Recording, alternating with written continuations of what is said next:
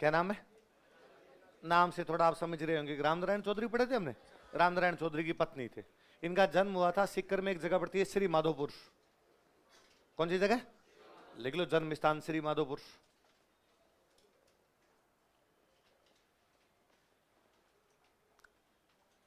जन्म स्थान श्री माधोपुर, सीकर।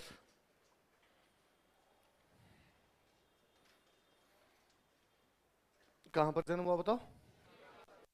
श्री माधोपुर कहां पे पड़ता है? अच्छा, पति किसान आंदोलनों में भाग ले रहे थे तो obvious सी बात है ये भी किसान आंदोलनों में गए। उन दिनों तीन जगह अपने किसान आंदोलन चल रहे थे, बिजोलिया, बेगू और बूंदी। कहां कहां चल रहे थे? तीनों में रामनारायण चौधरी थे उधर। तो मेवाड़, बिजोलिया बेगू वाले कहां हो गए? मेवाड़। बूंदी वाला हो गया। तो मेवाड़ और बूंदी के किसान आंदोलनों में कोई महिला भाग ले रही थी तो वो कौन थी? देख लो, मेवाड़ तथा बूंदी के किसान आंदोलनों में भाग लिया। She participated in peasant movements of Mewar and Bundi. Mewar तथा बूंदी के किसान आंदोलनों में भाग लिया था। She participated in peasant movements of Mewar and Bundi. Mewar तथा बूंदी के किसान आंदोलनों में भाग लिया था। She participated in peasant movements of Mewar and Bundi. अच्छा, गांधी जी ने एक आंदोलन चलाया था, नाम याद हो तो, सविनय अवज्ञा, है ना? नमक के लिए आंदोलन चलाया। किसके लिए चलाया? तो इसलिए उसका एक नाम और है, नमक सत्याग्रह। क्या बोलते हैं? तो इन्होंने उसमें भी भाग लिया, नमक सत्याग्रह, और इसके अंदर इनको गिरफ्तार कर लिया। सत्याग्रह समझते हो? सत्य मतलब न्याय, आग्रह मतलब प्रयास करना। जस्टिस के लिए जो एफर्ट किया जाता है उसको क्या कहा जाता है? जस्टिस। क्या? तो नमक पे टैक्स लगाया जाता है, ये तो हो गया इनजस्टिस। हम इसको जस्टिस करेंगे, नमक पे हम कर लगाने नहीं देंगे। तो ये आंदोलन क्या कहलाया? नमक सत्याग्रह। इसमें इनको गिरफ्तार किया गया था। लिखो, नमक सत्याग्रह के दौरान इन्हें गिरफ्तार कर लिया गया था। She was arrested during salt Satyagraha. नमक सत्याग्रह के दौरान इन्हें गिरफ्तार कर लिया गया था। She was arrested during salt Satyagraha. नमक सत्याग्रह के दौरान इन्हें गिरफ्तार कर लिया गया था। She was arrested during salt Satyagraha. अब अपने याद रखने वाली बात सुनना, ये अपने राजस्थान की पहली महिला है जिनको फ्रीडम मूवमेंट में गिरफ्तार किया गया। इससे बोले फ्रीडम मूवमेंट में किसी भी महिला को गिरफ्तार, अब ये काम की बात है, स्टार लगा के लिखो। यह राजस्थान की प्रथम महिला थी। She was first woman of Rajasthan. यह राजस्थान की प्रथम महिला थी। She was first woman of Rajasthan.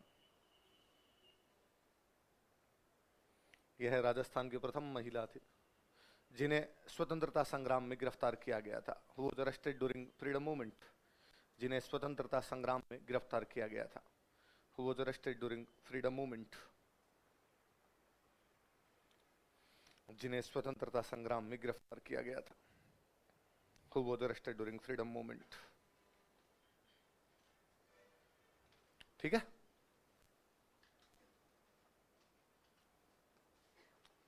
अगला लिखो, रमा देवी जोशी। इसके स्टार लगाना ना लास्ट लाइन के, ये सवाल पूछा हुआ आपने। अगला लिख लो, रमा देवी जोशी।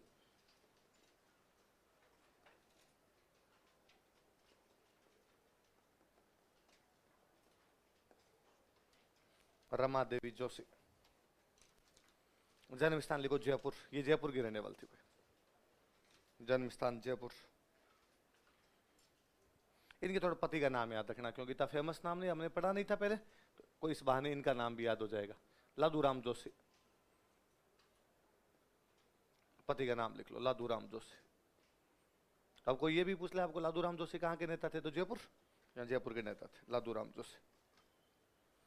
फिर इसलिए भी याद रख लेना है कि रमा देवी जोशी ने इन लादूराम जोशी के साथ में विडो रीमैरिज की थी। रमा देवी की पहले शादी हो गई थी, 7-8 साल की उम्र में विधवा हो गए थे, बाल विवाह हुआ, पति की डेथ हो गई तो विधवा हो गई, तो दोबारा इन लादूराम जोशी से शादी की थी। इंटरकास्ट मैरिज थी, विडो रीमैरिज थी। उस समय ये भी बहुत बड़ी बातें हुआ करती थी, विडो रीमैरिज नहीं होती ये कर रहे थे, इंटरकास्ट मैरिज नहीं हो रही थी ये कर रहे थे। तो उस समय कम ही महिला थी जो ये कह पाती थी कि माई लाइफ माई चॉइस। उनके अंदर कोई एक महिला है तो वो कौन है? रमा देवी। कोष्टक में लिख लो इनके, विधवा पुनर्विवाह, विडो रीमैरिज। लादूराम जोशी कोष्टक में लिख लो ताकि याद रहेगा इस बाने, विधवा पुनर्विवाह, window remarriage.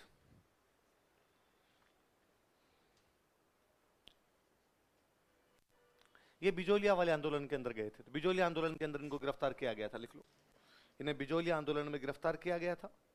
She was arrested during Bijolia movement. इन्हें बिजोलिया आंदोलन में गिरफ्तार किया गया था। किसको पढ़ रहे हैं हम? रमा देवी। बस रमा देवी करेंगे गिरफ्तार। इन्हें बिजोलिया आंदोलन में गिरफ्तार किया गया था। She was arrested during Bijolia movement. इस समय इन्होंने कहा था कि दिस टाइम शी रिप्लाइड. इस समय इन्होंने कहा था कि दिस टाइम शी रिप्लाइड. इस समय इन्होंने कहा था कि this time she replied. Invited को माम लिखना. जब तक किसानों पर अत्याचार बंद नहीं होंगे, till atrocities will not be ended on farmers. जब तक किसानों पर अत्याचार बंद नहीं होंगे, till atrocities will not be ended on farmers. मैं बार बार यहां आती रहूंगी. I will come here again and again. मैं बार बार यहां आती रहूंगी. I will come here again and again. मैं बार बार यहां आती रहूंगी. I will come here again and again. है ना, स्टेटमेंट याद रखना, कोई पूछ ले आपसे. फिर ये गांधी जी वाले आंदोलन में दोबारा गिरफ्तार हुए, सविनय अवज्ञा आंदोलन में, उसमें भी गिरफ्तार हुए थे. लिख लो, इन्हें सविनय अवज्ञा आंदोलन में भी गिरफ्तार किया गया था. She was also arrested during civil disobedience movement. इन्हें सविनय अवज्ञा आंदोलन में भी गिरफ्तार किया गया था. She was also arrested during civil disobedience movement. इन्हें सविनय अवज्ञा आंदोलन में भी गिरफ्तार किया गया था. She was also arrested during civil disobedience movement. सविनय अवज्ञा आंदोलन में भी गिरफ्तार किया गया था. She was also arrested during civil disobedience movement. ये पिछली बार आरएस में क्वेश्चन था. राजस्थान की महिला जिनको बिजोलिया में भी गिरफ्तार किया गया, सविनय अवज्ञा में भी गिरफ्तार किया गया, कौन थी? तो कौन थी? रमा देवी जोशी. याद रखना ना. चलो अगला लिखो. इसके बाद जानकी देवी बजाज.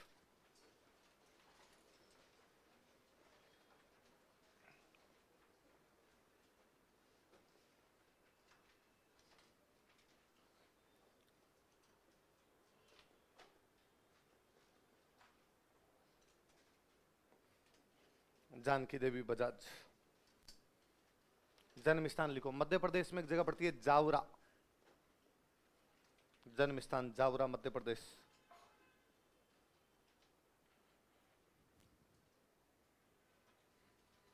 जमनालाल जी गांधी जी के साथ रहते हैं. गांधी जी का आश्रम कौन सा था? वर्धा. तो इन्होंने भी अपना लंबा समय कहां पर बिताया था? वर्धा. लिख लो, इन्होंने अपना लंबा समय वर्धा आश्रम में बिताया था. She spent her long time in Wardha आश्रम.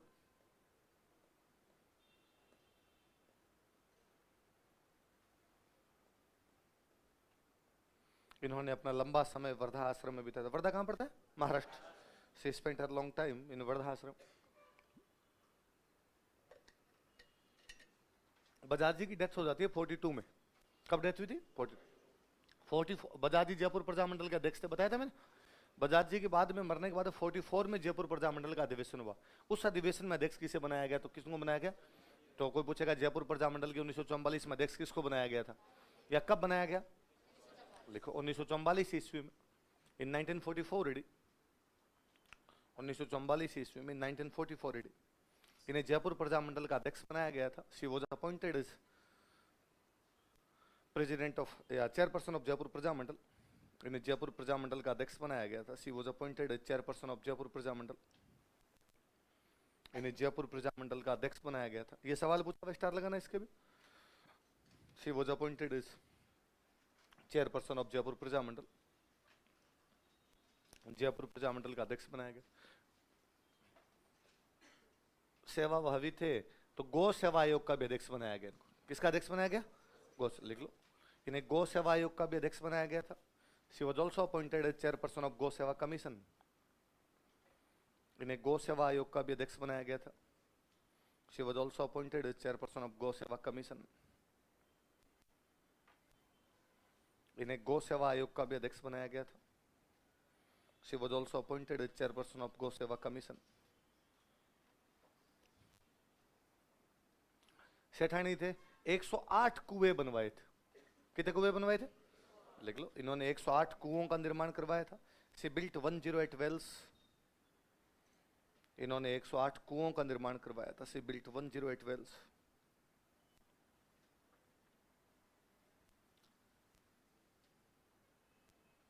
कितने कुओं का निर्माण करवाया था? 108 कुओं का निर्माण करवाया. एक कभी आपने नाम सुना हो तो, एक बंदे का नाम विनोबा भावे सुना है? किस लिए सुना उनका नाम? उन्होंने आंदोलन चलाया था, जिस आंदोलन का नाम क्या था? भूदान। भूदान आंदोलन चलाया था। किसने चलाया भूदान आंदोलन? विनोबा। क्या था भूदान आंदोलन? आप कोई थोड़ा बहुत जानते हो तो? हाँ, भूमि का दान कौन करेगा? विनोबा भावे। जिनके पास ज्यादा जमीन है किसको देंगे वो? जिनके पास कम जमीन है, हाँ, जो खेती कर रहे हैं उनको दे देंगे। अच्छा, मतलब तो विनोबा भावे क्या रोल है फिर इसमें? भाई आपके पास ज्यादा जमीन, मेरे पास कम जमीन, आपने मेरे को दे दी, विनोबा भावे बिचौलिया है, दलाल है? क्या कर रहे हैं विनोबा भावे? हाँ, क्या था योगदान? क्यों क्यों क्यों चलाना पड़ गया ऐसा आंदोलन? हाँ, उनका शोषण हो रहा था। तो विनोबा भावे कौन है ये कहने वाले कि शोषण मत करो? वो मंत्री थे, प्रधानमंत्री थे, राज्यपाल थे, मुख्यमंत्री थे, और विनोबा भावे कहने पे कोई कैसे दे देगा? हाँ, खड़े होके बता, जो बोल रहा है पीछे, खड़े होके बता क्या थे बात। फिर लुगाइयों की तरह बोलना बंद करो। ऐसे नीचे मुंह करके लुगाइयां बोलती है। हाँ, और कोई किसे आ रहा हो तो मेरी सुनो, देखो बात आगे से कोई पूछे तो ढंग से बताना, कभी कोई इंटरव्यू में पूछ ले और पूछ ले, सीरियसली लिया करो चीजों को।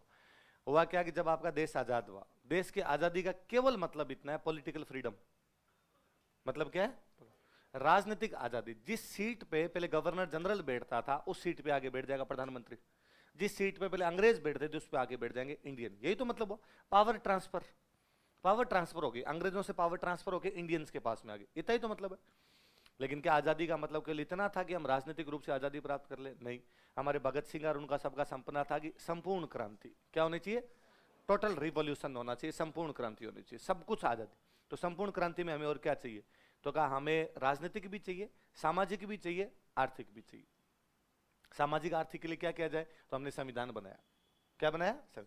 तो जो संविधान बनाया, तो संविधान में हमने बाकायदा सामाजिक के लिए समानता का अधिकार लिखा। पूरा फंडामेंटल राइट है समानता का अधिकार, राइट टू इक्वलिटी। और उसमें कहा गया कि भाई सब लोग क्या है? समान। और जो समान नहीं है, जो पिछड़े हुए हैं, उनको आगे लाने के लिए हम आरक्षण देंगे। ये सामाजिक आजादी है कि भाई सारे लोग बराबर है संविधान के समक्ष, और कुछ भाई जो पिछड़े हुए रह गए उनको बराबर लाने के लिए उनको क्या दे दिया जाएगा? रिजर्वेशन दे दिया जाएगा, आरक्षण दे दिया जाएगा, ताकि देश के अंदर कौन सी आजादी आ सके? सामाजिक। ये कहा आर्थिक भी होनी चाहिए। तो आर्थिक के लिए हमने नीति निर्देशक तत्वों के अंदर एक लाइन लिखी कि राज्य ऐसा प्रयास करेगा कि कुछ लोगों के पास में संपत्ति ज्यादा ना हो और बाकी लोगों के पास संपत्ति कम ना हो, मतलब संपत्ति का बराबर वितरण, संपत्ति का बराबर। पर हम एक लफड़ा कर गए, हमने नीति निर्देशक तत्वों में तो एक लाइन लिख दी कि राज्य संपत्ति का समान वितरण करेगा, है ना, कि equal distribution of property, equal distribution of wealth किया जाएगा। पर साथ में हमने फंडामेंटल राइट में राइट लिख दिया, राइट टू प्रॉपर्टी। क्या लिख दिया? अब एक तरफ तो आप कह रहे हो कि राइट टू प्रॉपर्टी है, मतलब मेरे पास जितनी प्रॉपर्टी है वो रखने का मेरा क्या है? राइट। दूसरी तरफ आप कह रहे हो कि राज्य बराबर वितरण करेगा, तो राज्य बराबर वितरण कैसे करेगा? यदि मेरा राइट टू प्रॉपर्टी है फिर तो मेरे पास 1000 बीघा जमीन है, तो मैं रखूं 1000 बीघा जमीन, कौन ले सकता है? तो संविधान बनाने के बाद अपने वालों को समझ में आया कि लोचा हो गया। अब क्या किया जाए? तो संविधान का पहला संशोधन यही है कि राज्य किसी की भी जमीन छीन सकता है, राज्य किसी की भी जमीन। तो लोगों ने कहा साहब राइट टू प्रॉपर्टी दिया था आपने, कहा दे दिया, ये भी संविधान में लिखा हुआ कि संविधान में संशोधन किया जा सकता है, हमने संशोधन कर लिया। पर लोग और सियाने निकले। जैसे मान लो मेरे पास जमीन है 200 बीघा, सरकार ने कहा 40 बीघा ज्यादा तुम रख ही नहीं सकते, एक आदमी कितनी रख सकता है? 40 बीघा। एक लिमिट तय की, लिमिटेशन किया उन्होंने कि भाई इतनी रख सकते हो। तो मेरे पास एक्स्ट्रा कितनी हो गई? 160। तो 160 सरकार छीन लेगी। मैंने क्या किया, मेरे घर में 5 मेंबर थे, सबके नाम 40-40 करवा दी, इसलिए छीन देगी सरकार। सरकार तभी तो छीनेगी जब एक आदमी के पास 40 से ज्यादा होगी। हम घर में 5 मेंबर है, 500 के पास 40 है, और थोड़ा लोगों के पास ज्यादा थी तो उन्होंने बुआ के बेटे, मामा के बेटे, बुआ के बेटे के, साले के पोते के, सड़पोते के नाम करवा दी। क्या सरकार को तो नहीं देंगे, लो हम कर लेंगे, क्या करना है क्या नहीं करना है। तो विनोबा भावे को लगा कि नहीं, आप लोगों को इस प्रकार जबरदस्ती जमीन तो छीन ही नहीं पाओगे। तो विनोबा भावे ने एक यात्रा निकाली, भूदान यात्रा। क्या नाम था?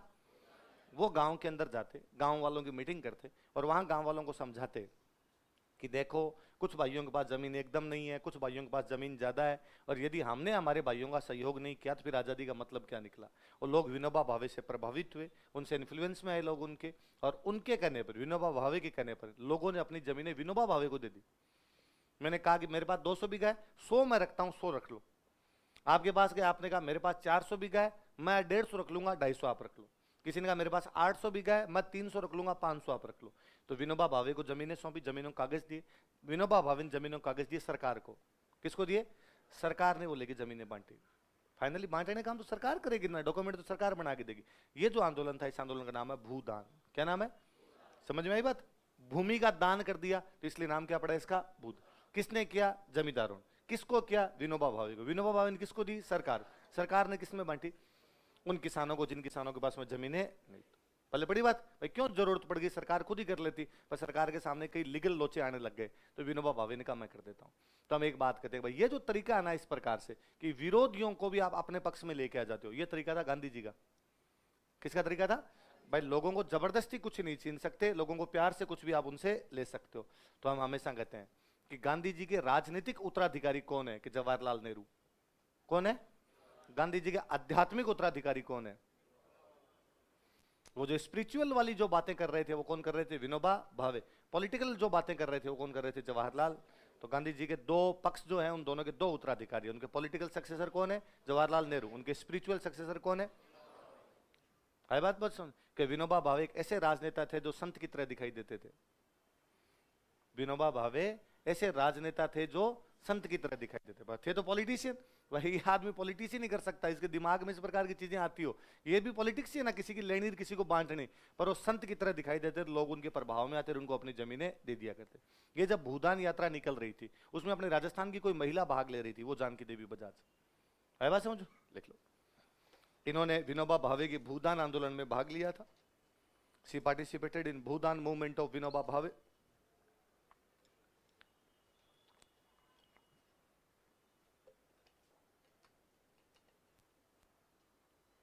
विनोबा भावे के भूदान आंदोलन में भाग लिया था। She participated in Bhoodan movement of Vinoba Bhave. तो फिर सरकार को लगा यार सेठानी तो खूब ही अच्छा काम कर रहे हैं, तो 1956 के अंदर इनको पद्म विभूषण दिया गया था। क्या दिया गया था? भारत का सबसे बड़ा सम्मान कौन सा है? भारत रत्न। दूसरा सबसे बड़ा पद्म विभूषण। किसको दिया गया? कब दिया गया? 1956 ईस्वी में, 1956 एडी। 1956 ईस्वी में, 1956 इन्हें पद्म विभूषण से सम्मानित किया गया था। She was awarded with Padma Vibhushan. इन्हें पद्म विभूषण से सम्मानित किया गया था। She was awarded with Padma Vibhushan. इन्हें पद्म विभूषण से सम्मानित किया गया था। She was awarded with Padma Vibhushan. Rajasthan में पहला, राजस्थान में किसी भी महिला पुरुष सब में पहला पद्म विभूषण किसे मिला था? तो किसको मिला था? कोष्टक लिखो। प्रथम राजस्थान में प्रथम, फर्स्ट इन राजस्थान।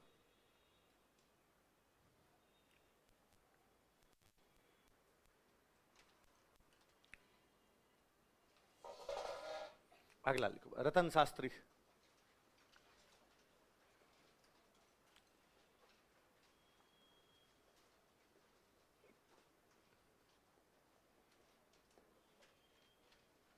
रतन शास्त्री नाम से पता ही चल रहा है हीरालाल शास्त्री की पत्नी है। जन्म स्थान लिखो, मध्य प्रदेश में एक जगह पड़ती है खाचरोद। ये दोनों एमपी की थी, जानकी देवी बजाज और रतन शास्त्री। खाचरोद एमपी में भाई, खाचरोद। जन्म स्थान कहां पर है? खाचरोद। आप एक बात याद करो, अपने पढ़ते हैं कि जयपुर प्रजामंडल ने 1938 में अपना पहला अधिवेशन किया, तो जयपुर रियासत ने प्रजामंडल पे क्या लगा दी? रोक। तो जयपुर प्रजामंडल ने सत्याग्रह चलाया। क्या चलाया? उस सत्याग्रह में कोई महिला शामिल हुई थी तो कौन थी? देख लो। जयपुर प्रजामंडल के सत्याग्रह में भाग लिया था। She participated in Satyagraha of Jaipur Prajamandal. Jaipur Prajamandal के सत्याग्रह में भाग लिया था। She participated in Satyagraha of Jaipur Prajamandal. Jaipur Prajamandal के सत्याग्रह में भाग लिया था। She participated in Satyagraha of Jaipur Prajamandal. Jaipur Prajamandal के सत्याग्रह में भाग लिया। और बात याद करो, अपने जेंटलमैन एग्रीमेंट पढ़ा था, याद है? जेंटलमैन एग्रीमेंट के अंदर एक लाइन है कि भाई जयपुर प्रजामंडल भारत छोड़ो आंदोलन में भाग नहीं लगे, लेकिन वह ब्रिटिश भारत के विद्रोहियों को शरण दे सकता, रियासत उनको गिरफ्तार नहीं करे। इसका मतलब जयपुर प्रजामंडल वालों के पास ऐसे कई लोग आए थे, तो भारत छोड़ो आंदोलन में जो भी भूमिगत लोग थे, अंडरग्राउंड हो गए थे, उनके परिवार वगैरह, उनकी सेवा करने का काम कोई कर रही थी, तो कौन कर रही थी? लिखो, भारत छोड़ो आंदोलन के दौरान, during quit India movement, Bharat छोड़ो आंदोलन के दौरान, ड्यूरिंग क्विट इंडिया मूवमेंट,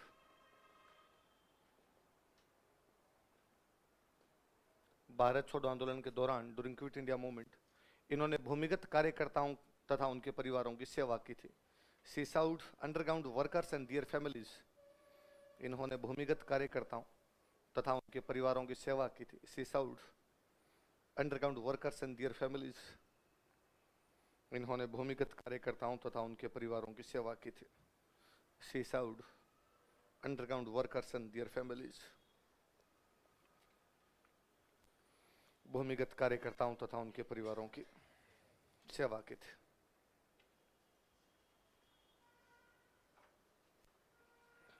सरकार ने 1955 में इनको पद्मश्री दिया था। क्या दिया था? लिखो, 1955 ईस्वी में, इन 1955 एडी, इन्हें पद्मश्री से सम्मानित किया गया था। She was awarded with Padmashri, इन्हें पद्मश्री से सम्मानित किया गया था। She was awarded with Padmashri, इन्हें पद्मश्री से सम्मानित किया गया था। She was awarded with Padmashri. कोष्टक में लिखो, राजस्थान की पहली महिला, first woman of Rajasthan, Rajasthan की पहली महिला, फर्स्ट वुमन ऑफ राजस्थान। तो राजस्थान की पहली महिला जिनको पद्मश्री मिला कौन थी? रतन शास्त्री। 1975 में, मतलब 20 साल बाद, इनको एक अवार्ड और मिला, पद्म भूषण। क्या दिया गया? तो कोई पूछेगा राजस्थान की महिला जिनको 2 पद्म पुरस्कार मिले हुए कौन है, तो कौन है? लिख लो, 1975 ईस्वी में, इन 1975 एडी, 1975 ईस्वी में, इन 1975 एडी,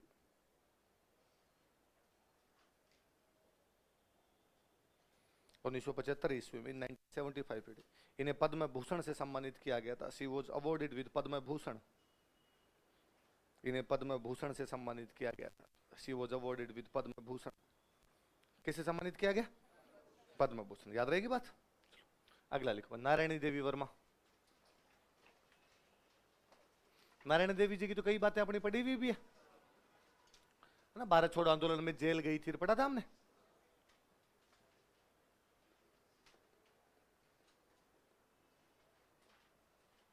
नारायणी देवी वर्मा 1944 में भीलवाड़ा के अंदर एक महिला आश्रम की स्थापना करते हैं। किसकी स्थापना करते हैं?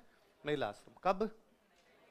लिख लो, 1944 ईस्वी में, इन 1944, 1944 ईस्वी में, 1944 भीलवाड़ा में महिला आश्रम की स्थापना की थी। शी फाउंडेड महिला आश्रम एट भीलवाड़ा, भीलवाड़ा में महिला आश्रम की स्थापना की थी। शी फाउंडेड महिला आश्रम एट भीलवाड़ा, भीलवाड़ा में महिला आश्रम की स्थापना की थी। शी फाउंडेड महिला आश्रम एट भीलवाड़ा। किसकी स्थापना की थी? महिला आश्रम की स्थापना की थी। इनको राज्यसभा की मेंबर बनाया गया था। लिखो, कालांतर में, लेटर ऑन, कालांतर में, लेटर ऑन, इन्हें राज्यसभा सदस्य बनाया गया था। She was elected as member of Rajya Sabha, इन्हें राज्यसभा सदस्य बनाया गया था। She was elected as member of Rajya Sabha, इन्हें राज्यसभा सदस्य बनाया गया था। She was elected as member of Rajya Sabha, इन्हें राज्यसभा सदस्य बनाया गया था। राज्यसभा कार्यकाल कितने साल का होता है?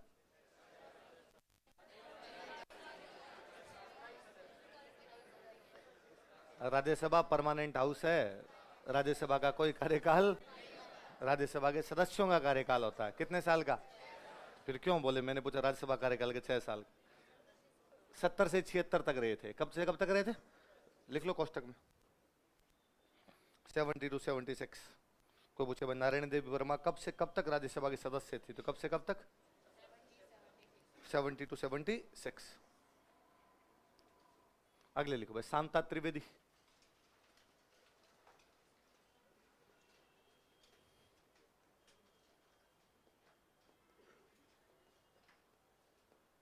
शांता त्रिवेदी, इन्होंने उदयपुर में बनाई थी महिला परिषद।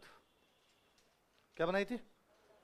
Women's council. लिख लो, उदयपुर में महिला परिषद की स्थापना की थी। She founded women's council at Udaipur, Udaipur में महिला परिषद की स्थापना की थी। She founded women's council at Udaipur.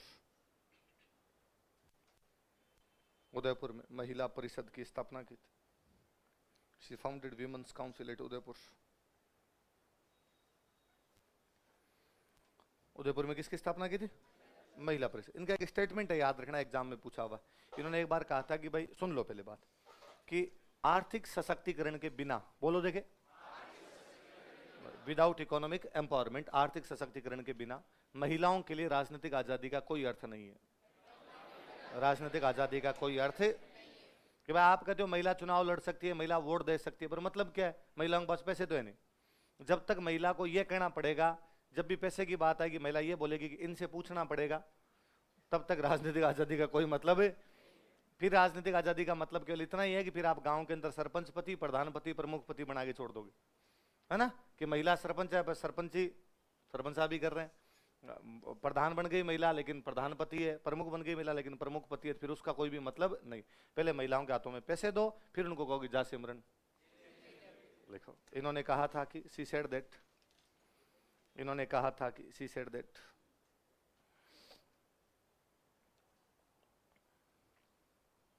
Inverted को माम लिखना, बिना आर्थिक सशक्तिकरण के, विदाउट इकोनॉमिक एम्पावरमेंट, बिना आर्थिक सशक्तिकरण के, without economic empowerment,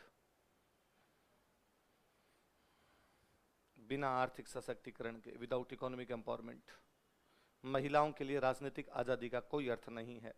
there is no mean of political freedom for women, there is no mean of political freedom for women, महिलाओं के लिए राजनीतिक आजादी का कोई अर्थ नहीं है। There is no mean of political freedom for women, महिलाओं के लिए राजनीतिक आजादी का कोई अर्थ नहीं है। There is no mean of political freedom for women, महिलाओं के लिए राजनीतिक आजादी का कोई अर्थ नहीं है। किसने कहा था ऐसा? तो बात भी सही है, गलत बात थोड़ी है ना, कि भाई अपने गांव में सरपंच के चुनाव में महिलाएं भाग लेती है, लेकिन क्या वास्तव में उनको राजनीतिक आजादी मिली है? नहीं मिली। क्यों नहीं मिली? क्योंकि उनके पास पैसे टके का हिसाब है।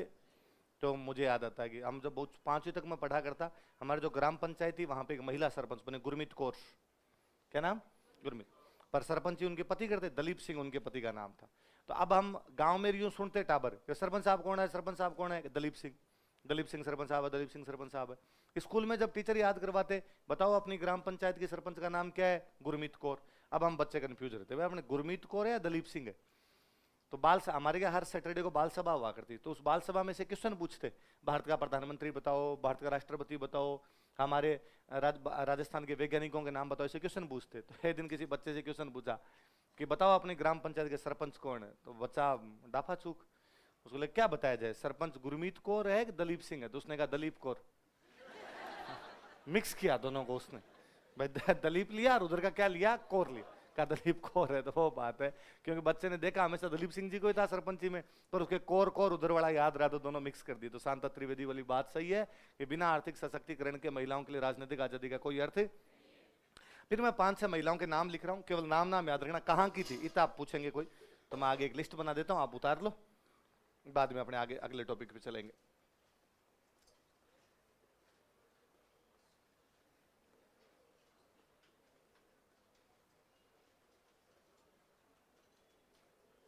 केवल नाम लिख लो आप तो।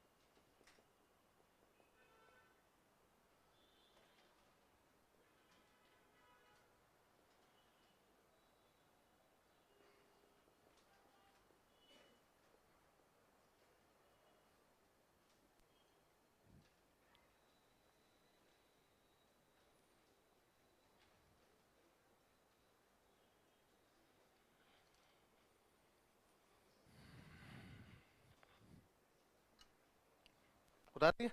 बताओ देखे, प्रकाशवती सिन्हा कहाँ की है?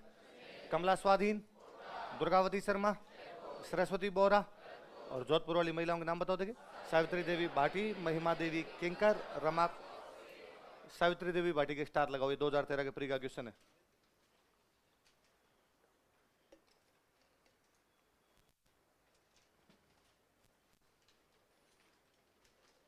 एक मैंने बीकानेर वाले प्रजामंडल में लिखवाई थी क्या, लक्ष्मी देवी आचार्य, लिखवाई भी है?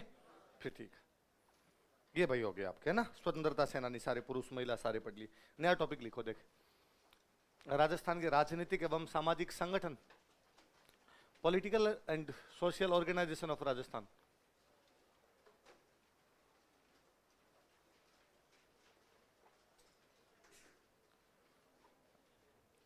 राजस्थान के राजनीतिक एवं सामाजिक संगठन, political and social organisation of Rajasthan.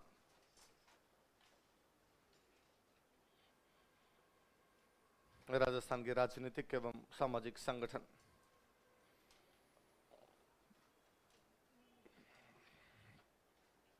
Political and social organisation of Rajasthan, राजनीतिक एवं सामाजिक संगठन। एक पहले मैं एक संगठन जो राजस्थान से बाहर का संगठन था, पहले मैं उसकी बात करूंगा, क्योंकि राजस्थान में सबसे अधिक पॉलिटिकल इन्फ्लुएंस यदि किसी संगठन का रहा था वही था, या पॉलिटिकल अवेयरनेस कोई संगठन लेके आया था वही लेके आया था आर्य समाज। नाम सुना होगा सबने? तो आर्य समाज का बहुत बड़ा प्रभाव अपने यहाँ पर पड़ा था। देखो अपने किसान आंदोलन की विशेषता में भी मैंने आर्य समाज लिखाया था। प्रजामंडल पढ़ रहे थे तभी हमने पढ़ा था कि आर्य समाज के स्वामी श्रद्धानंद सरस्वती से धौलपुर में राजनीतिक चेतना आई थी, तो पहले उसके बारे में पढ़ते हैं। लिखो आर्य समाज।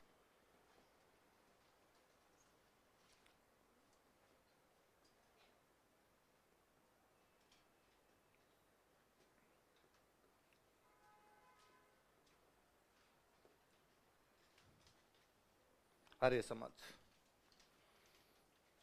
नाम आप जानते हो, किसने बनाया था आर्य समाज? स्वामी दयानंद सरस्वती। किन्होंने बनाया था? स्वामी दयानंद सरस्वती। किसकी स्थापना की थी? आर्य समाज।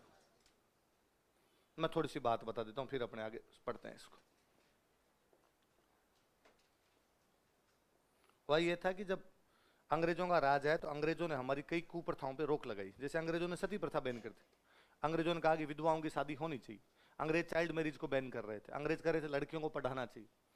और हमारे कुछ संगठन कर रहे थे, भैया बहुत अच्छा काम है, जैसे ब्रह्म समाज। कौन सा संगठन?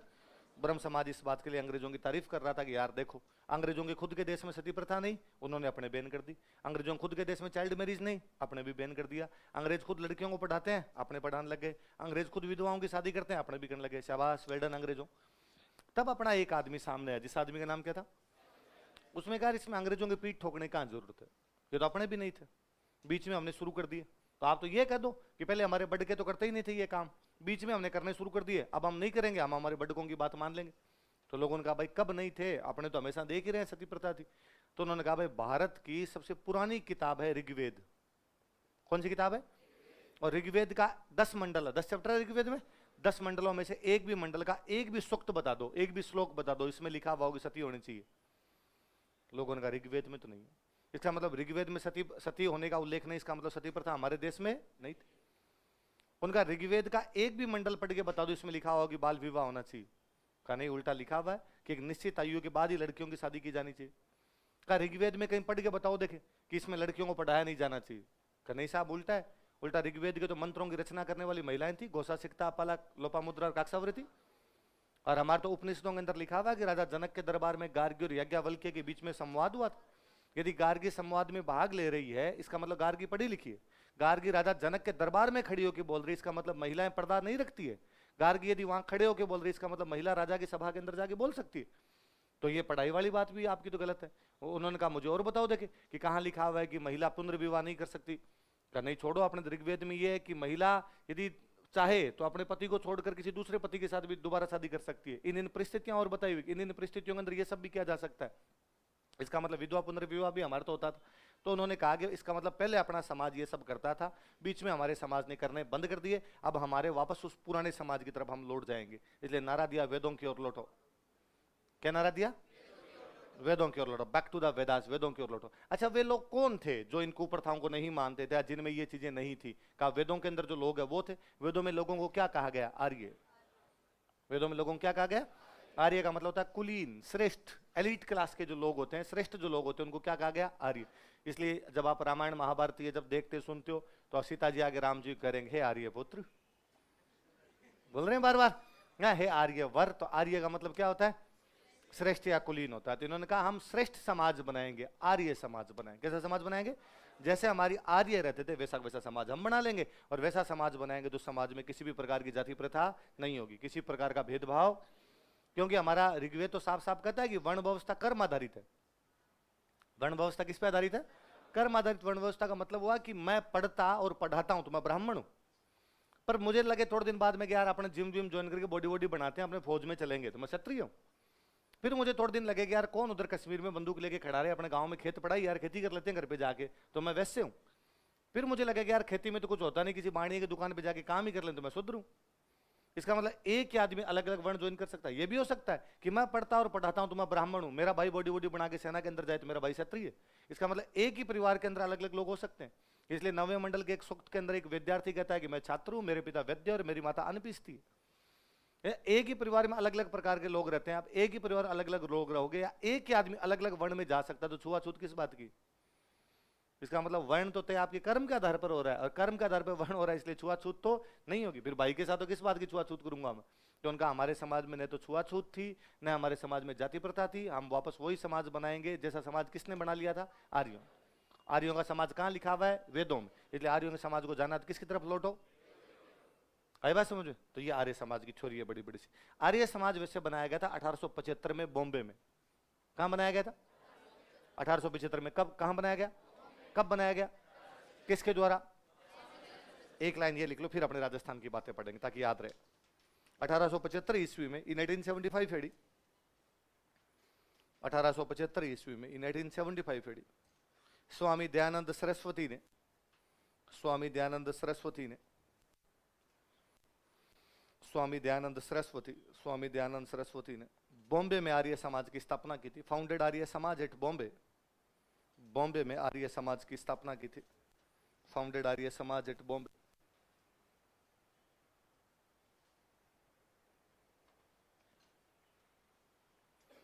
बॉम्बे में आर्य समाज की स्थापना की थी। Founded Arya Samaj eight Bombay. बॉम्बे में किसकी स्थापना की थी? इसको बॉक्स में बंद कर लो, है ना? तो आर्य समाज की बात है। अपने जो स्वामी जी की काम पढ़ेंगे क्या क्या किया उन्होंने राजस्थान में। इसको एक लाइन को बॉक्स में बंद करना, क्योंकि स्वामी जी अपने राजस्थान में बहुत जल्दी आने लग गए थे। अपने राजस्थान में सबसे पहले आए थे करौली। कहां पे आए थे? 1865 में। उन दिनों करौली में एक राजा हुआ करते, मदन पाल। कौन राजा थे? याद है आपको?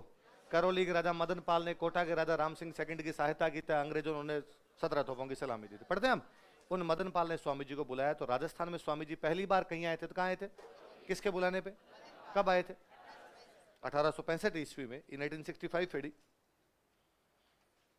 1865 ईस्वी में, इन 1865 एडी, राजा मदन पाल के बुलाने पर, on invitation of king Madan Pal, राजा मदन पाल के बुलाने पर, on invitation of king Madan Pal, राजा मदन पाल के बुलाने पर, on invitation of king Madan Pal, Swami ji ने करौली की यात्रा की थी। स्वामी जी विजिटेड करौली। स्वामी जी ने करौली की यात्रा की थी। स्वामी जी विजिटेड करौली। स्वामी जी ने करौली की यात्रा की थी। स्वामी जी विजिटेड करौली।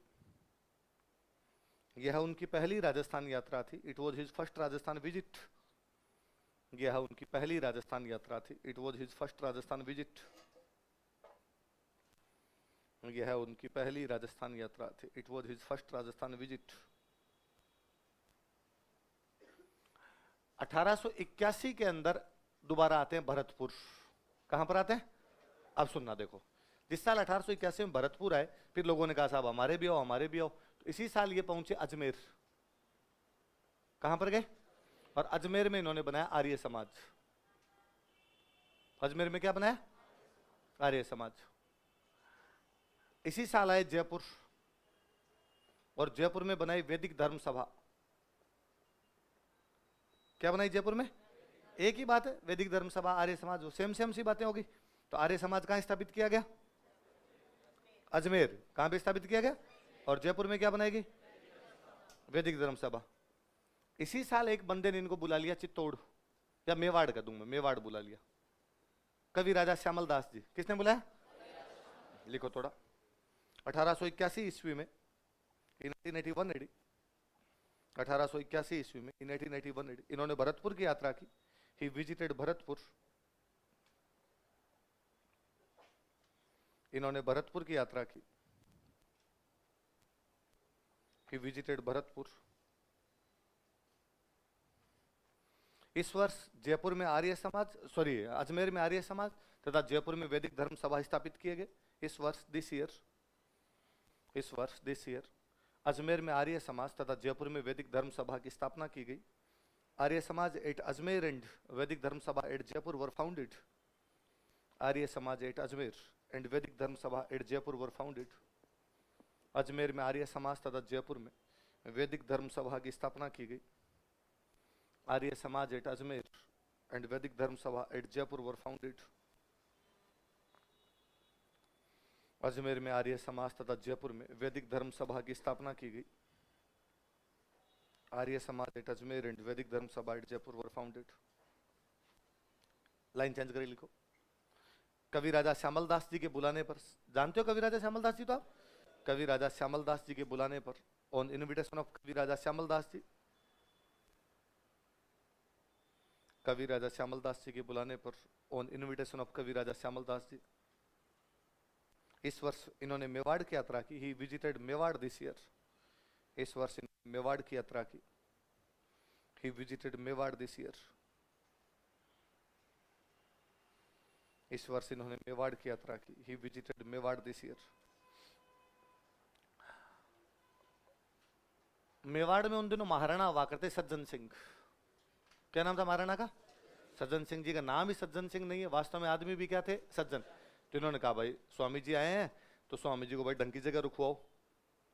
तो उदयपुर के अंदर एक जगह पड़ती है गुलाब बाग। कौन सी जगह, उस गुलाब बाग में एक महल बना हुआ था, उसका नाम था नौलखा महल।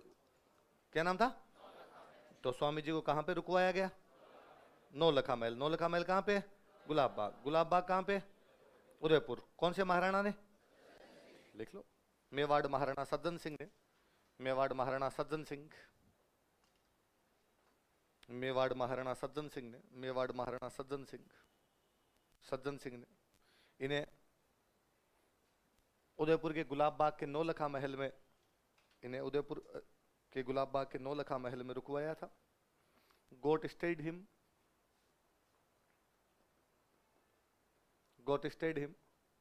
इन Naulakha palace of Gulab Bagh of Udaipur. इन्हें उदयपुर के गुलाब बाग के नौलखा महल में रुकवाया था। Mewar Maharana Sajjan Singh got stayed him in Naulakha palace of Gulab Bagh of Udaipur. Udaipur के गुलाब बाग के नौलखा महल में रुकवाया था, या रुकने की व्यवस्था की थी, कुछ लिख लो, रुकने की व्यवस्था की थी। स्वामी जी को जगह बड़ी पसंद आई, उन्होंने कहा यार ये जोरदार है, महल का महल, बाग का बाग। तो स्वामी जी ने यहीं बैठ के अपनी एक किताब में थोड़ी काट छांट की। स्वामी जी की एक बहुत फेमस बुक है सत्यार्थ प्रकाश। कौन सी बुक है, एक बार पहले लिख चुके थे सत्यार्थ प्रकाश को, पर कमियां थी उसमें, कमियां थी तो यहाँ पे बैठ के दोबारा लिखी। किसी किताब को दोबारा लिखते हैं तो जो अगला, जैसे भी संस्करण बोलते हैं उनको क्या बोलते हैं, एडिशन। इंग्लिश वाला सब ज्यादा यूज में लेते हैं अपने, कहते हैं बुक का फर्स्ट एडिशन आ गया, सेकंड एडिशन आ गया। तो सेकंड एडिशन कौन सी बुक का, सत्यार्थ प्रकाश। कहां पे बैठ के लिखा गया, गुलाब बाग के कौन से महल में, किसके द्वारा, लिख लो। यहीं पर स्वामी जी ने सत्यार्थ प्रकाश का दूसरा संस्करण लिखा था। Swami ji wrote second edition of Satyarth Prakash year. यहीं पर स्वामी जी ने सत्यार्थ प्रकाश का द्वितीय संस्करण लिखा था।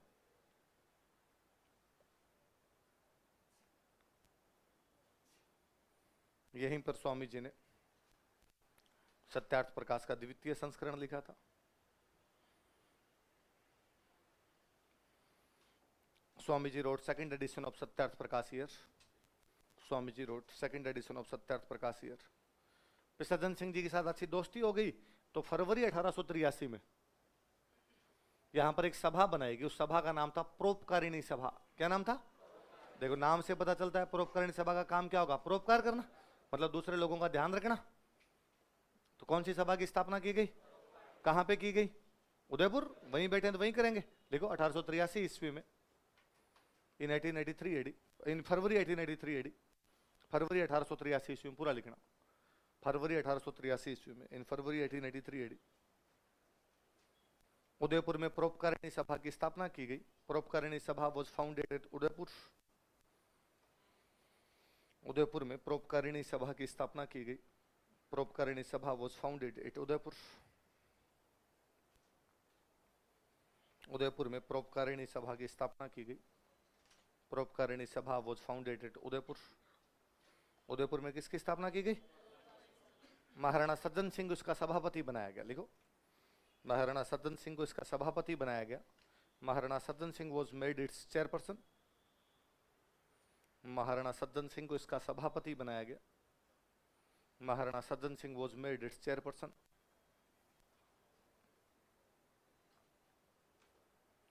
महाराणा सज्जन सिंह को इसका सभापति बनाया गया।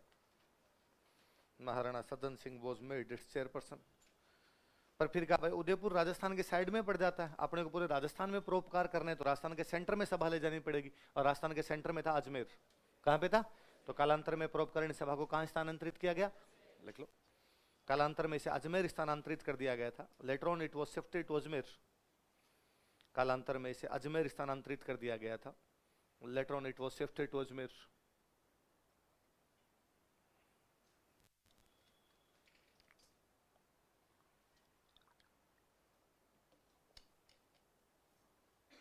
कालांतर में से अजमेर स्थानांतरित कर दिया गया था। Later on it was shifted to Ajmer. अच्छा, कोई भी समाज, कोई भी संगठन अपने सिद्धांतों का प्रचार प्रसार करना चाहता है, प्रचार प्रसार करने का सबसे अच्छा तरीका क्या होगा? उस टाइम क्या था? किताबें, अखबार। अखबार और किताबें छापने के लिए आपके पास क्या होनी चाहिए? Printing press. तो इन्होंने अजमेर में प्रिंटिंग प्रेस लगाई, उसका नाम था वैदिक यंत्रालय। क्या नाम था बताओ? देखिए, क्या है वैदिक यंत्रालय? प्रिंटिंग प्रेस है। कहां स्थापित किया गया? लिख लो, अजमेर में वैदिक यंत्रालय स्थापित किया गया। वैदिक यंत्रालय वो सेटअप एट अजमेर। अजमेर में वैदिक यंत्रालय स्थापित किया गया। वैदिक यंत्रालय वो सेटअप एट अजमेर। ये पिछली बार आ रहा है, इसका क्वेश्चन है, स्टार लगाना इसके। अजमेर में वैदिक यंत्रालय स्थापित किया गया। वैदिक यंत्रालय वो सेटअप एट अजमेर।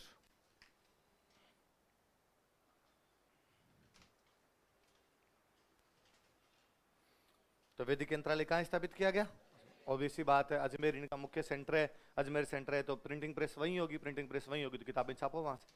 अब मुझे बताओ, सत्यार्थ प्रकाश कहां बैठ के लिखी गई थी? उदयपुर के गुलाब बाग के नौलखा में। छपेगी कहां से? ऑब्वियसली बात है, जहां प्रिंटिंग प्रेस वहीं से छपेगी। तो कोई पूछे आपसे सत्यार्थ प्रकाश लिखी कहां पर गई थी? उदयपुर। सत्यार्थ प्रकाश प्रकाशित कहां से की गई थी? लिख लो, अजमेर से सत्यार्थ प्रकाश प्रकाशित की गई। Satyarth Prakash was published from Ajmer. ये सेकंड ग्रेड का क्वेश्चन था एक बार। अजमेर से सत्यार्थ प्रकाश प्रकाशित की गई। Satyarth Prakash was published from Ajmer.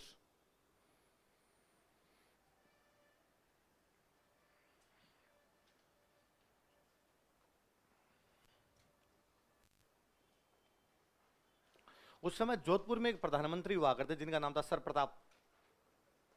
क्या नाम था?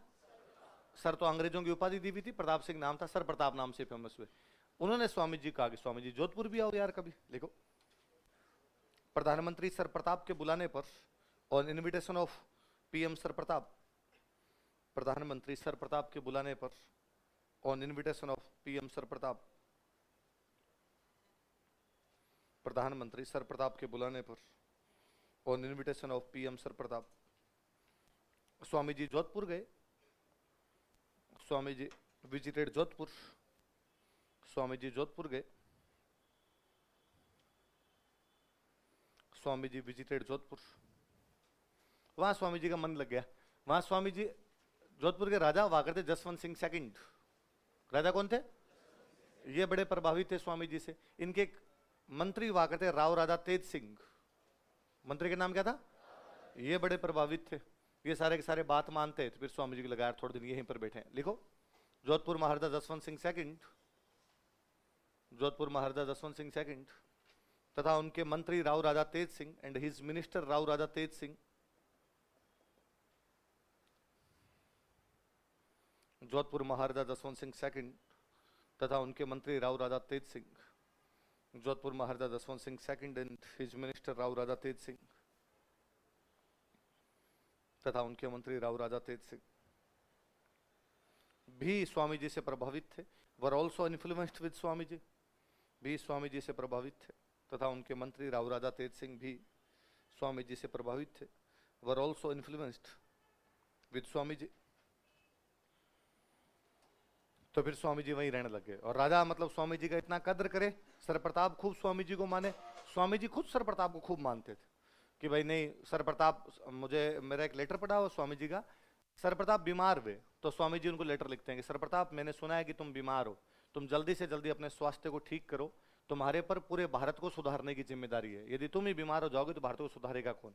कि मतलब उनको इतना कॉन्फिडेंस रहा होगा कि यार भारत में आर्य समाज का यदि कोई प्रचार प्रसार करेगा तो कौन करेगा, सर प्रताप करेंगे। तो वहां जोधपुर में कई दिन तक रम गए, वहीं रहने लगे। राजा ने भी छुट्टी दी, स्वामी जी कहीं भी आ सकते हैं, कहीं भी जा सकते हैं, स्वामी जी की एंट्री पर किसी भी प्रकार का बैन नहीं, कभी आए कभी जाए, मेरे मिलने के लिए स्वामी जी के दरवाजे हमेशा खुले। जोधपुर के अंदर एक महल है, राय का बाग महल, पढ़ा था हमने, सिंह सेकंड की एक रानी थी जिसने उस महल का निर्माण, फर्स्ट की रानी ने निर्माण करवाया था। एक बार राजा जसवंत सिंह सेकंड उस राय का बाग महल के अंदर रुके हुए, तो उस महल में वहां पे रुके हुए थे, उस दिन उनके पास राजा की गर्लफ्रेंड आई हुई, नन्ही जान, क्या नाम था। अब राजाओं के टाइम में बहुत कॉमन चीजें हुआ करती थी, इसमें कुछ यूं अचरज करने वाली भी बात नहीं है, हर समाज के सामाजिक मूल्य अलग अलग प्रकार के होते हैं, उस समय के सामाजिक मूल्य उसी प्रकार के थे। वो नन्ही जान आई हुई और बाहर से गेट कीपर बेचारा भागा भागा यार, उसने कहा कि स्वामी जी आ रहे हैं महल के अंदर। तो राजा को लगा यार स्वामी जी अभी इसको देखेंगे मेरे साथ तो फालतू में 4 डायलॉग सुनाएंगे, तो उन्होंने नन्ही जान को कहा कि रवाना हो, फटाफट फटाफट रवाना। तो पहले भाई महिलाएं यूं सीधा सीधा तो जाती नहीं थी, तो वो पालकी में बैठकर वैसे जाया करती, तो पालकी वालों को फटाफट पालकी लाओ उसको लेके जाओ। तो बेचारे चार पालकी वाले आए, पालकी उठा के लेके आए, नीचे रखने लगे पालकी। तो जसवंत सिंह जी ने कहा ना ना ना ना तुम नीचे मत रखो रे, तुम इसको नीचे रखोगे फिर ये बैठेगी फिर उठाओगे, तुम एक काम करो तुम के खड़े रहो, मैं इसको उठा के बिठा दूंगा। पालकी वाले खड़े, राजा जी ने नन्ही जान को उठाया, बस यहाँ लिया ही था तो स्वामी जी आ गए। अब राजा जी शाहरुख खान वाले पोज में खड़े हैं, नन्ही जान को हाथ में लिए, और स्वामी जी गुस्सा आया, स्वामी जी ने डायलॉग सुना दिया, राजा हो गए ये काम करते हो, फिर तुमसे जनता क्या सीखेगी, यथा राजा तथा प्रजा होता है, जहाँ राजा ऐसा होगा वहां पे जनता भी ऐसी हो जाएगी, मैं देखता हूँ तुम समाज में सुधार करोगे, तुम खुद ये काम करते हो। नन्ही जान को भी 5-7 डायलॉग सुना दिए। राजा तो समझदार आदमी था, राजा ने फिर भी सॉरी सॉरी सॉरी सॉरी बोल के काम चला लिया होगा। महिला नन्ही जान, उनको बुरा लगा और उसको लगा किस बात के डायलॉग सुनाए जा रहे हैं, ऐसा क्लेम किया जाता है, ऐसा कहा जाता है कि नन्ही जान ने जहर मिला दिया उनके खाने में, स्वामी जी की डेथ हो गई थी। तो जान नन्ही थी पर स्वामी जी की जान ले गई। ये भी क्लेम है, हालांकि एग्जैक्टली नहीं ऐसा हुआ कि नहीं हुआ। हुआ ये था कि उसके थोड़ी देर बाद में स्वामी जी ने खाना खाया था, उसके बाद उनको उल्टियां होनी शुरू हो गई थी, ऐसा माना जाता है कि खाने में जहर था, नन्ही जान ने मिलवा दिया होगा। फिर डॉक्टरों ने यहाँ इलाज विलाज किया थोड़ा, फिर आबू भेज दिया कि यार आबू चले जाओ, पहाड़ों में कहते हैं कि जलवायु अच्छी होती है तो वहां पे बंदा जल्दी रिकवर होता है, तो आबू जाके ठीक हो गए थे। फिर वहां से वापस अजमेर है, अजमेर में वापस तबीयत बिगड़ी, फिर 30 अक्टूबर 1883 को दिवाली का दिन था, स्वामी जी की अजमेर में डेथ हो गई थी। यहाँ पे लिखो, जसवंत सिंह सेकंड की प्रेमिका नन्ही जान ने, नन्ही जान be loved of Jaswant Singh second, Jaswant Singh second की प्रेमिका नन्ही जान ने, नन्ही जान be loved of Jaswant Singh second, Jaswant Singh second की प्रेमिका नन्ही जान ने स्वामी जी को जहर दे दिया था, give poison to Swami ji, Swami ji को जहर दे दिया था, give poison to Swami ji.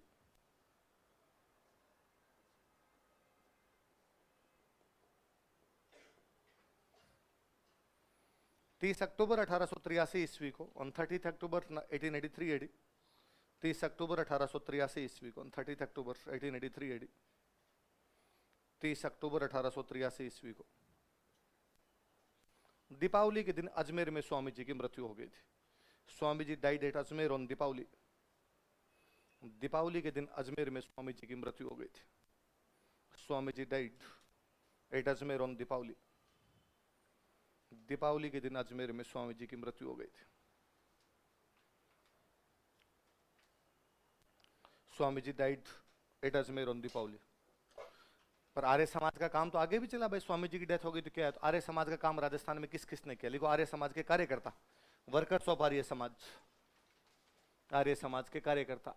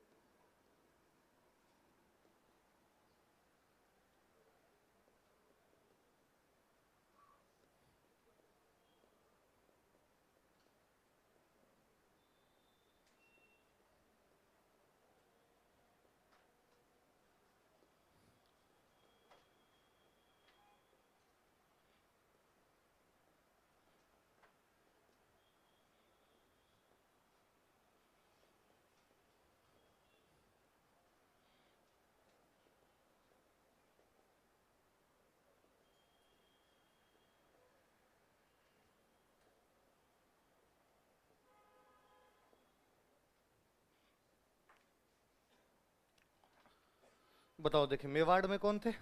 Vishnu Pandya. Alwar में कौन थे? वासुदेव खंडेलवाल। जयपुर में दो बंदे कौन कौन है? कल्याण सिंह और श्यामलाल ने कौन सा आंदोलन चलाया? हिंदी राजभाषा आंदोलन। कौन सा चलाया था? तो कोई पूछेगा जयपुर में हिंदी राजभाषा आंदोलन चलाने वाले कौन कौन थे? कल्याण सिंह और श्यामलाल। चलो आगे।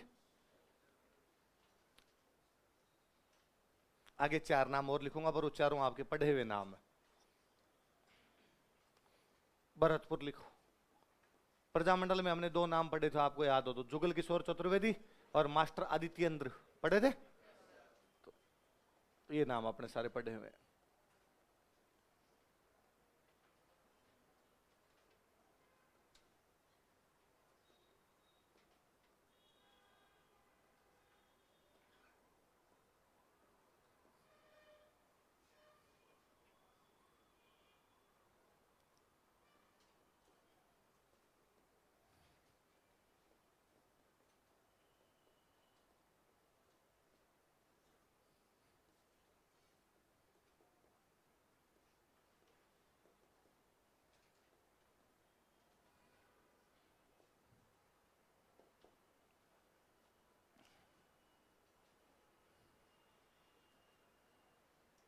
दो अजमेर में लिख लो, ये नाम भी आपके पढ़े हुए होंगे। चांदकरण शारदा, याद आया कुछ? मारवाड़ देसी राज्य लोक परिषद का पुष्कर में अधिवेशनवाद इसके अध्यक्ष थे, बताया था मैं।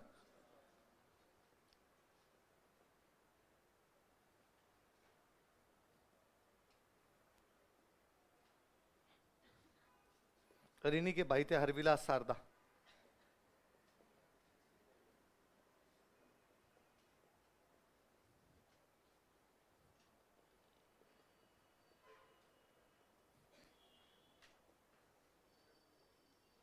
हरविलास शारदा इनके भाई थे, है ना। अभी मैं आगे लिखवा दूंगा। शारदा एक्ट, बाल विवाह रोकने के लिए जो कानून बनाया गया था, उसके लिए प्रयास किसने किए थे? हरविलास शारदा। इसलिए एक्ट का नाम ही क्या उसका? याद रहेगी बातें थोड़ी, याद रह जाएंगे नाम तो। दोबारा बता दो एक बार मुझे। मेवाड़ में कौन है? विष्णु पंड्या। अपने आगे अलवर में, जयपुर में, और भरतपुर में मास्टर आदित्येंद्र, और लास्ट में आपके अजमेर में हरविलास। ये तो आर्य समाज की फैक्चुअल बातें, किसने क्या क्या कहां काम पर किया। अपने मेंस में कोई ये भी तो पूछ ले, आर्य समाज का क्या योगदान था राजस्थान में? लिखते हैं, लिखो। राजस्थान में आर्य समाज का योगदान, कंट्रीब्यूशन ऑफ आर्य समाज इन राजस्थान। राजस्थान में आर्य समाज का योगदान, कंट्रीब्यूशन ऑफ आर्य समाज इन राजस्थान। राजस्थान में आर्य समाज का योगदान, contribution of Arya Samaj in Rajasthan. Simple सी बात है, मुझे बताओ, आर्य समाज राजनीतिक संगठन है या सामाजिक है? तो आर्य समाज काम करेगा तो सामाजिक कुरीतियों में कमी आएगी या बढ़ेगी? नॉर्मल सी बात है, लिख लो। आर्य समाज के कारण, ड्यू टू आर्य समाज, आर्य समाज के कारण, ड्यू टू आर्य समाज,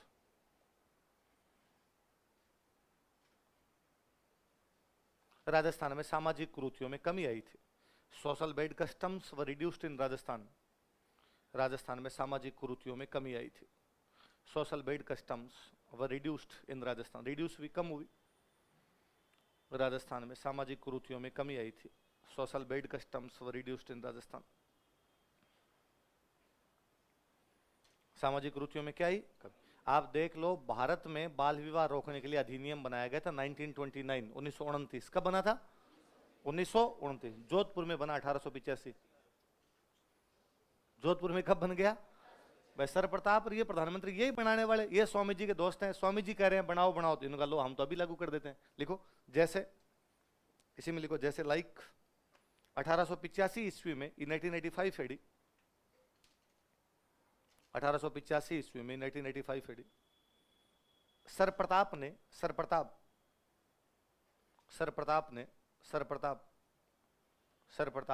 जोधपुर में बाल विवाह प्रतिरोधक अधिनियम पारित किया था। Sir Pratap past child marriage prevention act in Jodhpur. Jodhpur में बाल विवाह प्रतिरोधक अधिनियम पारित किया था। Sir Pratap past child marriage prevention act in Jodhpur. Jodhpur में बाल विवाह प्रतिरोधक अधिनियम पारित किया गया था। Child marriage prevention act in Jodhpur. याद रहेगी बात। और सुनो देखो, सारी की सारी सामाजिक कुरीतियां महिलाओं से संबंधित है। भाई बाल विवाह का असर किस पे पड़ेगा? महिलाओं। सती प्रथा का असर किस पे पड़ेगा? महिला। विधवाओं की शादी नहीं करते, असर किस पे पड़ेगा? महिला। बच्चियों को पढ़ाते नहीं, असर किस पे पड़ता है? महिला। एक मॉडर्न इंडिया पढ़ोगे तो आगे एक बहुत अच्छा वहां कोटेशन है कि 18वीं शताब्दी के भारतीय समाज को जंग लग गया था। 18वीं शताब्दी के भारतीय समाज को जंग लगना समझते हो? जंग लग गया था क्योंकि उसका नरित्व अवरुद्ध हो गया था। उसका जो फेमिनिज्म होता है वो ब्लॉक था।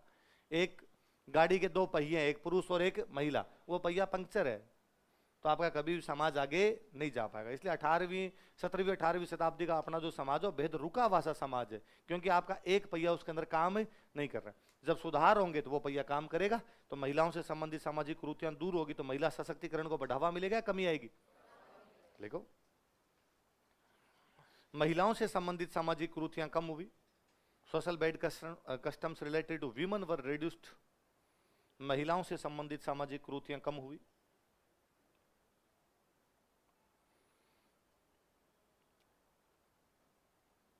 Social bad customs related to women were reduced. महिलाओं से संबंधित सामाजिक कुरीतियां कम हुई। Social bad customs related to women were reduced, जिससे महिला सशक्तिकरण को बढ़ावा मिला। जिससे महिला सशक्तिकरण को बढ़ावा मिला।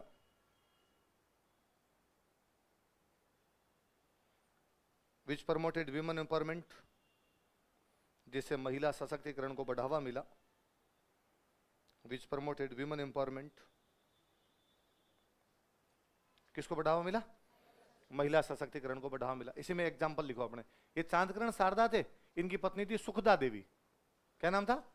इन्होंने बाकायदा समाज सुधार में बढ़ चढ़ के भाग लिया था। एग्जांपल लिखो, जैसे लाइक सुखदा देवी ने समाज सुधार में बढ़ चढ़ कर भाग लिया था। कोष्टक में लिखना चांदकरण शारदा की पत्नी, याद नहीं रहे तो। सुखदा देवी ने समाज सुधार में बढ़ चढ़ कर भाग लिया था। Sukhda Devi actively participated in social reforms. Sukhda Devi ने समाज सुधार में बढ़ चढ़ कर भाग लिया था।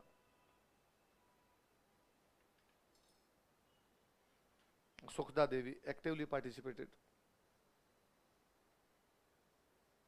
इन सोशल रिफॉर्म्स। सुखदा देवी ने समाज सुधार में बढ़ चढ़कर भाग लिया था। सुखदा देवी किसकी पत्नी थे? सिंपल सी बात है। हम देखो कह रहे हैं महाराणा सज्जन सिंह से स्वामी जी का डायरेक्ट कांटेक्ट है, जसवंत सिंह सेकंड से उनका डायरेक्ट कांटेक्ट है, करौली के मदन पाल उनको सीधा सीधा बुला रहे हैं। यदि राजा स्वामी जी से प्रभावित है तो राजा का व्यवहार जो होगा जनता के प्रति अच्छा होगा या बुरा होगा? देखो, स्वामी जी के प्रभाव के कारण, due to influence of Swami ji, Swami ji के प्रभाव के कारण, due to influence of Swami ji, Rajasthan के राजा जनता के प्रति उदार हो गए थे। Kings of Rajasthan become liberals towards public, become liberal towards public. Rajasthan के राजा जनता के प्रति उदार हो गए थे। Kings of Rajasthan become liberal towards public. जनता के प्रति क्या हो गए थे? और हमने बार बार पढ़ा कि किसी भी आंदोलन से और कुछ हो ना हो, राजनीतिक चेतना पक्की आती है ना। किसानों में, जनता में राजनीतिक चेतना तो आई थी। लिख लो एक तो, घिसा पीटा हमेशा लिखना ही है अपने। आर्य समाज के कारण, ड्यू टू आर्य समाज, आर्य समाज के कारण, ड्यू टू आर्य समाज, राजस्थान में राजनीतिक चेतना का संचार हुआ। पॉलिटिकल अवेयरनेस वॉज इन्फ्यूज्ड इन राजस्थान। राजस्थान में राजनीतिक चेतना का संचार हुआ। पॉलिटिकल अवेयरनेस वॉज इन्फ्यूज्ड इन राजस्थान। राजस्थान में किसका संचार हुआ? राजनीतिक चेतना का संचार हुआ।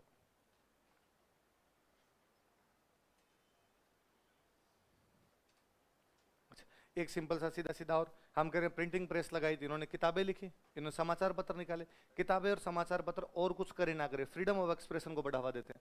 अभिव्यक्ति की स्वतंत्रता, उसको तो बढ़ावा मिलता है। मैं ऐसे तो कोई बात बोल पाऊं नहीं बोल पाऊं, पर अखबार में लिख के तो बता ही सकता हूं सरकार को। देखो, आर्य समाज ने कई समाचार पत्रों तथा पुस्तकों का प्रकाशन किया। Arya Samaj published many books and newspapers. Arya Samaj ने कई समाचार पत्रों तथा पुस्तकों का प्रकाशन किया। आर्य समाज,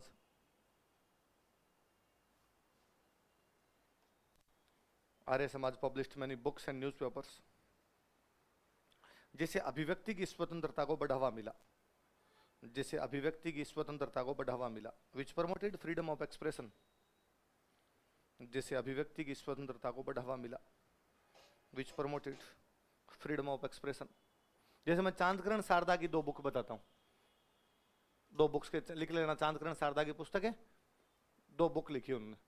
एक बुक का नाम था विधवा विवाह, देखो बुक के नाम से लगता है ना समाज सुधार की बुक है। एक बुक थी दलितोद्धार,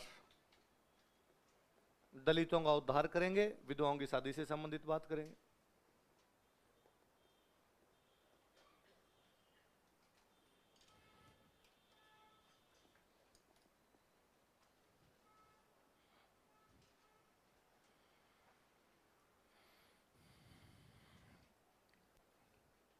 कौन कौन सी बुक है बताओ, देखिए विधवा विवाह, लिखो आर्य समाज के समाचार पत्र, चांदकरण शारदा के नहीं, आर्य समाज खुद ने कई समाचार पत्र निकाले, आर्य समाज के समाचार पत्र।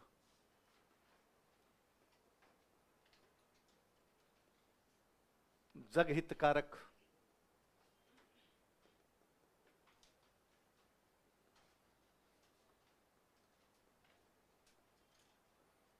जग लाभ चिंतक,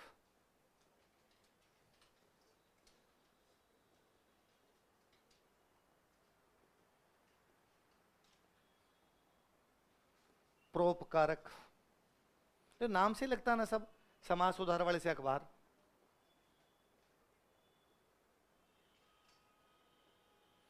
देश हितैषी है ना, प्री में कोई सवाल उठा के पूछ लेगा भाई इनमें से कौन सा आर्य समाज का अखबार है, कौन सा नहीं है। और एक बार अपने आरएस में नहीं और किसी एग्जाम में ऐसा कोई सवाल पूछा हुआ भी है, आप पुराने पेपर देखोगे तो कोई मिल जाएगा। जग हितकारक, जग लाभ चिंतक, परोपकारक और देश हितैषी। एक बात और लिख लेते हैं अपने, आर्य समाज शिक्षा पे खूब बल देता, शिक्षा पे बल देता तो आर्य समाज ने शिक्षण संस्थाओं की स्थापना की। ये जितने डीएवी स्कूल है ये सब आर्य समाज के। दयानंद एंग्लो वैदिक जो स्कूल खोले गए, लिख लो। एक बात और लिख लो, कौन सा पॉइंट हो गया, 5वां, छठा लिख लो। आर्य समाज ने शिक्षण संस्थाओं की स्थापना की थी। Arya Samaj setup educational institutes, आर्य समाज ने शिक्षण संस्थाओं की स्थापना की थी। Arya Samaj setup educational institutes, जिससे शिक्षा को बढ़ावा मिला, विच प्रमोटेड एजुकेशन।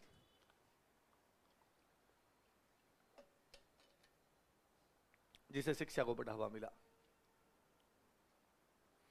विच प्रमोटेड एजुकेशन। किसको बढ़ावा मिला, शिक्षा। ये भाई आर्य समाज लिख दोगे। अब कोई प्री में पूछेगा तो फैक्ट हमारे पास खूब सारे हो गए, और मेंस में पूछे तो भी बातें याद रहेगी। कौन महिला, पुरुष, किताबें, समाचार पत्र सारे याद रखना। अगले संगठन का नाम लिखो, देश हितैषिणी सभा।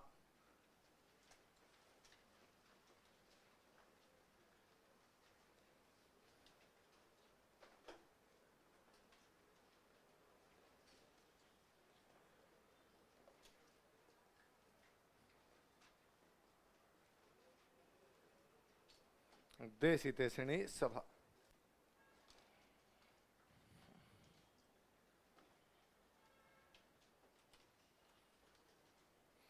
देश हितैषिणी सभा। लिखो स्थापना 2 जुलाई 1877, 2 जुलाई 1877। फाउंडेशन 2 जुलाई 1877, 2 जुलाई 1877। संस्थापक लिखो महाराणा सज्जन सिंह, फाउंडर।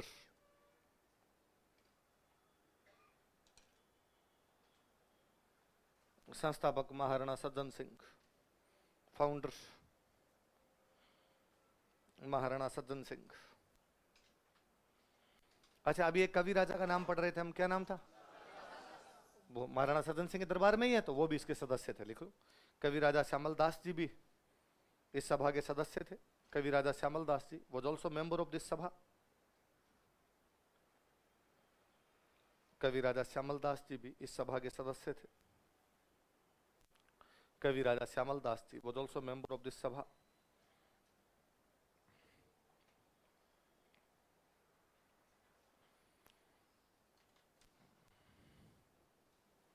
ये भाई अपने राजस्थान में समाज सुधार का पहला प्रयास था। समाज सुधार का क्या था? इससे पहले कोई भी समाज सुधार का इस प्रकार का संगठन राजस्थान के अंदर बना नहीं था। लिख लो,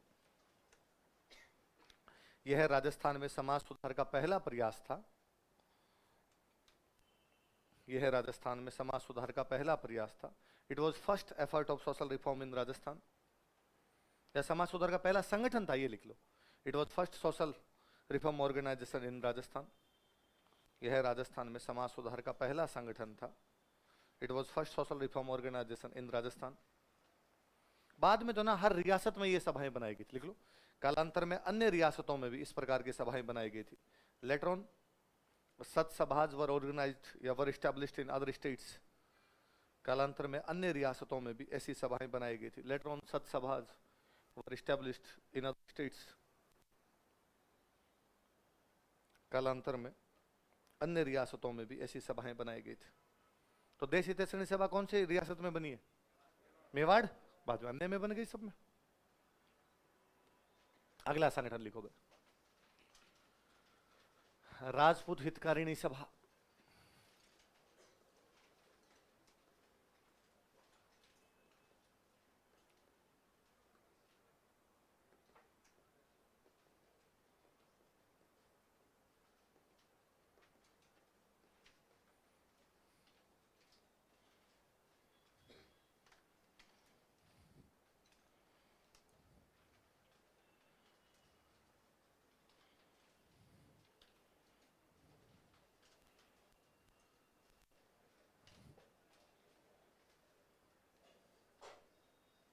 कौन बताओ, देखिए कौन से संगठन है? राजपूत हितकर। लिखो, स्थापना 1889, फाउंडेशन 1889।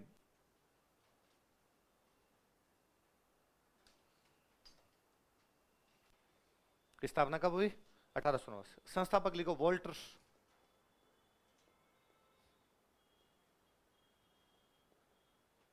वोल्टर उस समय राजस्थान का एजीजी था, तो कोष्टक में लिख लेना एजीजी।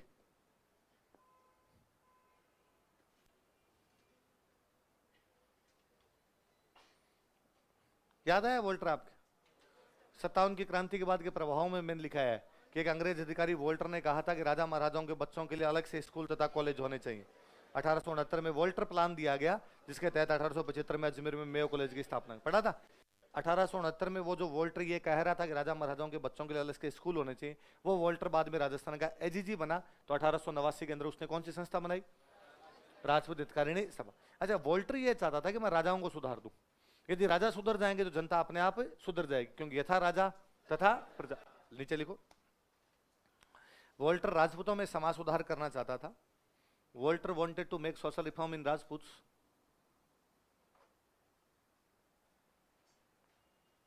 वोल्टर राजपूतों में समाज सुधार करना चाहता था। Walter wanted to make social reforms in राजपूत्स।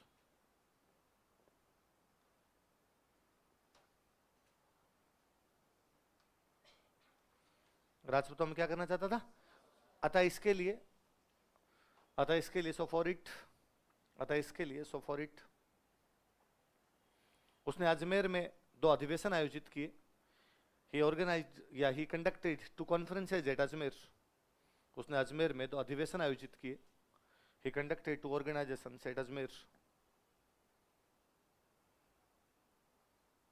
उसने अजमेर में 2 अधिवेशन आयोजित किए। He conducted 2 organizations at Ajmer. अधिवेशनों में क्या निर्णय निकल के आए? लिखो, अधिवेशन के निर्णय, डिसीजंस ऑफ कॉन्फ्रेंस। अधिवेशन के निर्णय, डिसीजंस ऑफ कॉन्फ्रेंसेज।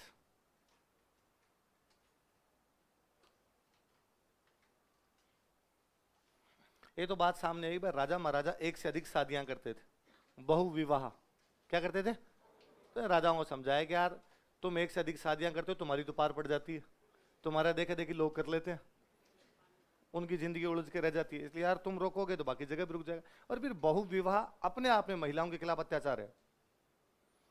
पॉलीगेमी महिलाओं के प्रति अत्याचार है। इसका मतलब आप समझते हो कि महिला की ट्रॉफी है, कितनी भी लाई जा सकती है।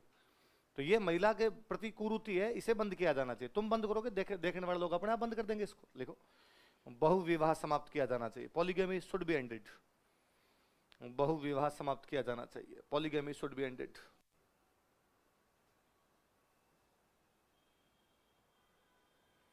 बहुविवाह समाप्त किया जाना चाहिए। Polygamy should be ended. बाल विवाह होते थे तो कहा एक न्यूनतम आयु तय कर दो भाई, इतनी तो आयु होनी चाहिए, उसके बाद इससे पहले शादी नहीं कर सकते। लिखो, विवाह की न्यूनतम आयु तय की जानी चाहिए। Minimum age for marriage should be decided. विवाह की न्यूनतम आयु तय की जानी चाहिए। Minimum age for marriage should be decided. Minimum age for marriage should be decided. कितनी रखें भाई? का 14 और 18 लिख लो कोष्टक में। 14 वर्ष तथा 18 वर्ष। ये मत पूछना 14 किसकी 18 किसकी, 14 वर्ष तथा 18 वर्ष। अच्छा, एक और देखा गया कि भाई लड़कियों को होते ही मार दिया करते, तो भाई लड़कियों को होते ही क्यों मार देते हो? किस लिए मार देते हैं कि लोगों को लगता है कि यार लड़की बड़े होने के बाद शादी करेंगे तो खर्चा ज्यादा लगेगा। तो कहा लड़कियों की शादी में जो खर्चा होता है उसको क्या किया जाना चाहिए? सीमित किया जाना चाहिए। लिखो, विवाह में होने वाले खर्च को सीमित किया जाना चाहिए। Expenditures in marriage should be limited. विवाह में होने वाले खर्च को सीमित किया जाना चाहिए। Expenditures in marriage should be limited. विवाह में होने वाले खर्च को सीमित किया जाना चाहिए। क्या करें इसके लिए? तो राजा महाराजाओं के टाइम में एक प्रथा हुआ करती, त्याग प्रथा। कौन सी प्रथा थी?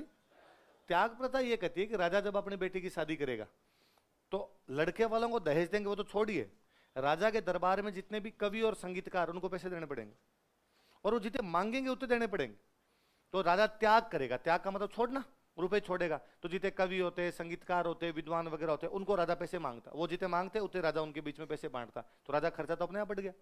लड़के वालों को दिए वो दिए, शादी में लगे वो लगे, दहेज में दिए वो दिए, ये और देने पड़ेंगे। कहा ये तो यार पूरा ही बंद करो, ये क्या लेना देना कर रखा आपने? आपके देखा देखी सामंत करते हैं, सामंतों को देखा देखी बाकी जनता कर लेती है, सब पे भार बढ़ता है। ये भार नहीं पड़ेगा, शादियों का खर्चा अपने आप कम हो जाएगा। खर्चा कम हो जाएगा, लड़की किसी को बोझ नहीं लगेगी, बोझ नहीं लगेगी तो कोई भी उसको मारेगा नहीं। लिखो, त्याग प्रथा को समाप्त किया जाना चाहिए। त्याग प्रैक्टिस शुड बी एंडेड। त्याग प्रथा को समाप्त किया जाना चाहिए। त्याग प्रैक्टिस शुड बी एंडेड। त्याग प्रथा को समाप्त किया जाना चाहिए। त्याग प्रैक्टिस शुड बी एंडेड। पर सब में हमने लिखा है चाहिए, ये किया जाना चाहिए, ये किया जाना चाहिए, ये किया जाना चाहिए। तो ये भी है कि लाल बत्ती पे रुकना चाहिए, पर अपने रुकते थोड़ी है ना? जहां पे पुलिस वाले नहीं खड़े वहां पे रुकते नहीं। चाहिए छोड़ो। अब तो यह है कि बाल विवाह करना दंडनीय अपराध है, तो हमने कौन से रोक दिए? बदस्तूर जारी है वैसे के वैसे।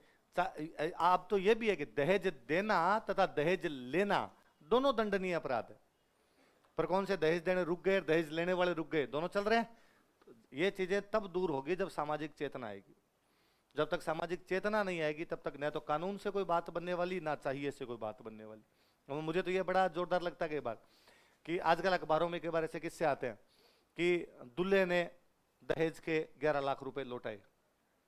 आते हैं ना ऐसे अखबार में कि दूल्हे ने दहेज के 11 लाख रुपए लौटाए, और दूल्हे ने कहा कि नहीं, हमें दहेज नहीं चाहिए, पढ़ी लिखी लड़की, रोशनी है घर की, है ना, लड़की पढ़ी लिखी होनी चाहिए। इस प्रकार डायलॉग हो आते हैं। तो मुझे लगता है अच्छी बात है यार, ऐसा किया जाना चाहिए, इसने ऐसा किया है तो ये बहुत अच्छी बात है। पर दूल्हे ने दहेज के 11 लाख रुपए लौटाए, इसका मतलब लड़की वाले दहेज दे रहे थे। तो लड़की वालों को सबको गिरफ्तार करो, क्योंकि दहेज देना भी क्या है? दंडनीय। तो फिर आप ये पूछ सकते हो सर फिर भी हम ले रहे हैं, दे रहे हैं, ये क्या है? तो हम ये कह के लेते देते हैं कि हम गिफ्ट दे रहे हैं। क्या दे रहे हैं? भाई मैं मेरी बहन की शादी में दे रहा हूं, तो मैं कहूंगा भाई मैं तो मेरी बहन को गिफ्ट दे रहा हूं, और लड़के वाले भी कहेंगे हाँ हाँ ये जो गिफ्ट दे रहे हैं हम गिफ्ट ले रहे हैं। हाँ, किसी भी प्रकार का दहेज लेते या देते नहीं। पर अखबार वालों तुम तो साफ साफ दहेज लिख के बेच रहे हो, तो दहेज लिखते तो कार्रवाई हो जानी चाहिए। कौन देखे जी, कौन कार्रवाई करे? सब चल ही रही चीजें। सामाजिक चेतना आएगी तब अपने आप चीजें बंद हो जाएगी। कोई टाइम में तो सती प्रथा भी थी, वो बंद हो गई। वैसे वैसे जब सामाजिक चेतना आएगी तो ये चीजें भी अपने आप क्या हो जाएगी? बंद।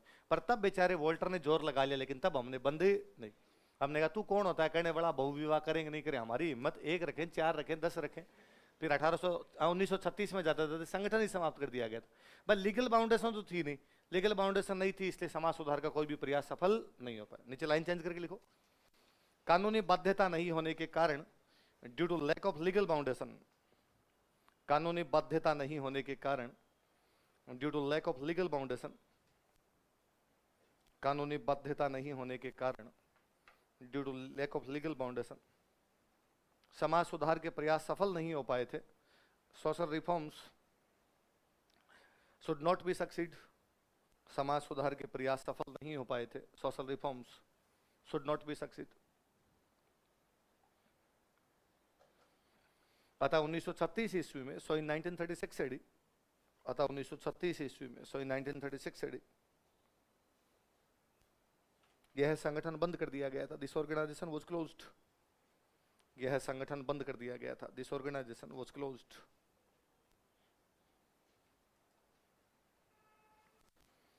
यह संगठन क्या कर दिया गया था? बंद कर दिया गया था। चले आगे, अगला लिखो भाई। वीर भारत सभा,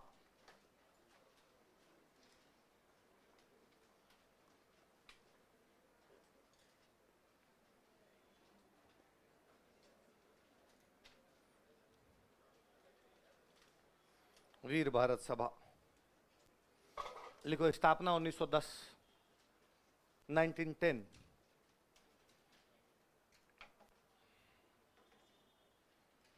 संस्थापक केसरी सिंह बारट। ये सवाल पूछा हुआ है, स्टार लगाना। सन के और संस्थापक दोनों के, दोनों एक साथ पूछे। संस्थापक केसरी सिंह बारट, फाउंडेशन 1910, फाउंडर केसरी सिंह बारट। अच्छा, यदि आपको थोड़ा बहुत याद हो तो मैंने बीच में एक संगठन का नाम लिखवाया था आपको, अभिनव भारत, याद है? हमने पढ़ा था कि अभिनव भारत का प्रतीक चिन्ह जो है वो हमारा विजय स्तंभ है, पढ़ा था हमने। वीर सावरकर का क्रांतिकारी संगठन, ये भी बताया था। वीर सावरकर थे महाराष्ट्र के, तो महाराष्ट्र में उन्होंने एक संगठन बनाया जिसका नाम क्या था? अभिनव भारत। अभिनव भारत का मतलब है नया भारत बनाएंगे। अभिनव का मतलब नया होता है, तो हम नया भारत बनाएंगे। तो सबको जिम्मेदारी दी, भाई पंजाब में तुम काम करो, महाराष्ट्र में तुम काम करो, राजस्थान में तुम काम करो। तो राजस्थान में ये जिम्मेदारी किसको मिल गई? केसरी सिंह बारट। तो केसरी सिंह बारट ने अभिनव भारत के नीचे काम करने के लिए जो संगठन बनाया वो कौन सा था? तो मैं कह सकता हूं अभिनव भारत की राजस्थान शाखा थी वीर भारत सभा, बोल सकता हूं? लिखो, यह संगठन अभिनव भारत की राजस्थान शाखा थी। This organisation was branch of Abhinav Bharat. यह संगठन अभिनव भारत की राजस्थान शाखा थी। This organisation was branch of Abhinav Bharat.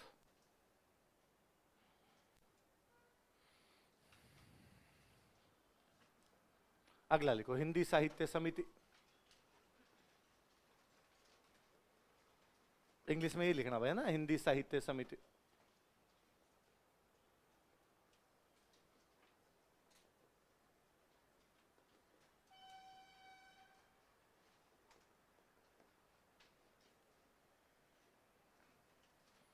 Hindi साहित्य समिति, स्थापना लिखो 1912, 1912।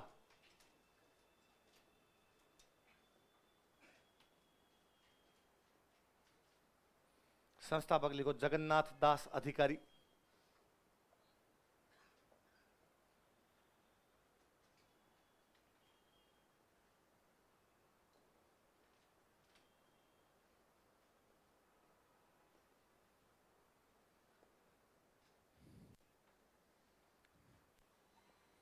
हिंदी साहित्य समिति स्थापना कब हुई? 1912। संस्थापक कौन है? इन साहित्य समिति वालों ने 1927 में भरतपुर के अंदर अपने एक हिंदी सम्मेलन आयोजित करवाया। क्या आयोजित करवाया? हिंदी, लिख लो। 1927 ईस्वी में, इन 1927 एडी, 1927 ईस्वी में, इन 1927 एडी, भरतपुर में हिंदी सम्मेलन का आयोजन किया गया। Hindi conference was conducted at Bharatpur. Bharatpur में हिंदी सम्मेलन का आयोजन किया गया। Hindi conference was conducted at Bharatpur.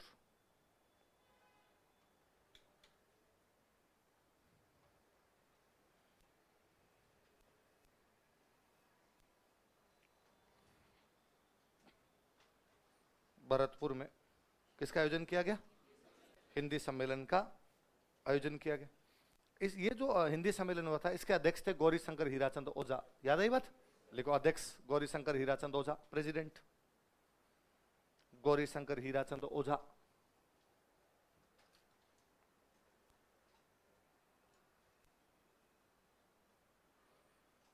सम्मेलन का अध्यक्ष याद रखना ना, कौन है बताओ देखिए?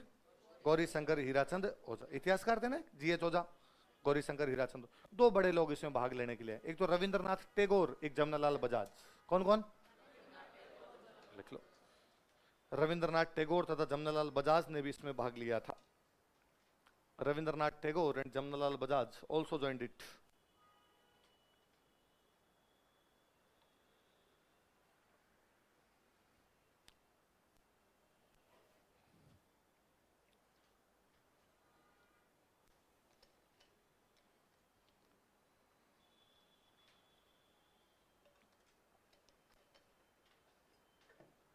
रविंद्रनाथ टैगोर तथा जमनालाल बजाज ने भी इसमें भाग लिया, याद रह जाएगी बात। अगला लिखो भाई, प्रताप सभा।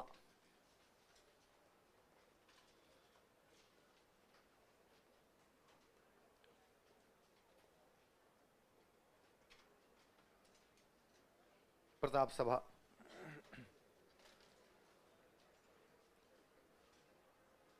स्थापना लिखो 1915, 1915, 1915। संस्थापक लिखो बलवंत सिंह मेहता, याद है? कौन से प्रजामंडल से जुड़े हुए थे? मेवाड़। इसका मतलब प्रताप सभा मेवाड़ में बनेगी। वैसे महाराणा प्रताप मेवाड़ के राजा है। बलवंत सिंह मेहता।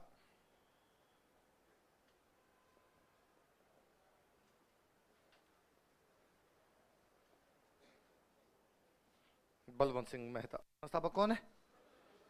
अच्छा, बलवंत सिंह मेहता की जो ये प्रताप सभा थी, इसने दो काम शुरू किए। एक तो महाराणा प्रताप की जयंती मनानी शुरू की, एक हल्दी घाटी मेला लगाना शुरू किया। कौन कौन से दो काम बताओ देखिए? और हल्दी घाटी मेला। लिखो, इस संगठन ने डिसऑर्गेनाइजेशन प्रताप जयंती मनाना तथा हल्दी घाटी मेला लगाना शुरू किया था। Started to celebrate Pratap Jayanti and conduct Haldi Ghati fair. Started to celebrate Pratap Jayanti and conduct Haldi Ghati fair. Pratap जयंती मनाना तथा हल्दी घाटी मेला लगाना प्रारंभ किया था। Started to celebrate Pratap Jayanti and conduct Haldi Ghati fair.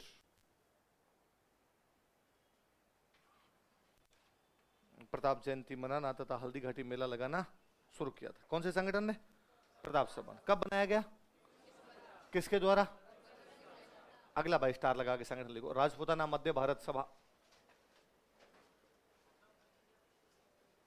English में ये लिखना, राजपूताना मध्य भारत सभा।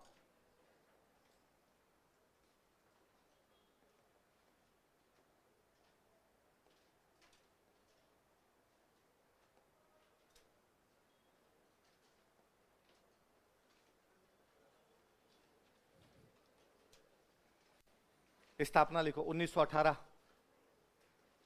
1918। स्थापना 1918, 1918।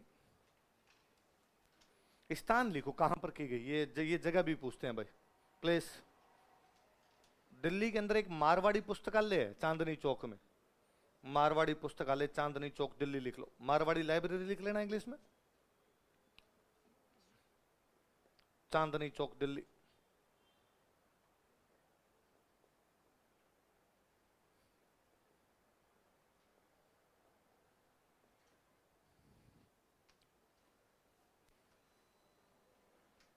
कहां पर स्थापना होता है? मारवाड़ी पुस्तकालय चांदनी चौक। आप कभी दिल्ली चांदनी चौक मेट्रो स्टेशन से बाहर निकलेंगे, निकलते उसके लेफ्ट हैंड साइड के अंदर एक गुरुद्वारा बना हुआ है, शीशगंज। क्या नाम है? जहां औरंगजेब ने सिखों के 9वें गुरु तेग बहादुर जी का सिर काट लिया था, इसलिए गुरुद्वारे का नाम क्या उसका? शीशगंज। आप राइट में चलेंगे, गली है लंबी सी, उस गली में चलते थोड़ा सा राइट के अंदर एक डबल मंजिल की बिल्डिंग है, ऊपर वाली मंजिल के ऊपर आज भी लिखा हुआ है मारवाड़ी पुस्तकालय। उस मारवाड़ी पुस्तकालय में बैठ के हमारा कौन सा संगठन बनाया गया? राजपूताना मध्य भारत सभा। बना भले ही वहां पे था, लेकिन इसका मुख्यालय अजमेर था। लिखो, मुख्यालय अजमेर, हेडक्वार्टर। भाई राजस्थान के लिए संगठन है तो फिर राजस्थान में लाना पड़ेगा ना आपको। मुख्यालय अजमेर, हेडक्वार्टर अजमेर। संस्थापक लिखो, फाउंडर्स लिखो, जमनालाल बजाज, जमनालाल बजाज, विजय सिंह पथिक। सारे नाम सुने हुए हैं तो अपने, जमनालाल बजाज, विजय सिंह पथिक। चांदकरण शारदा,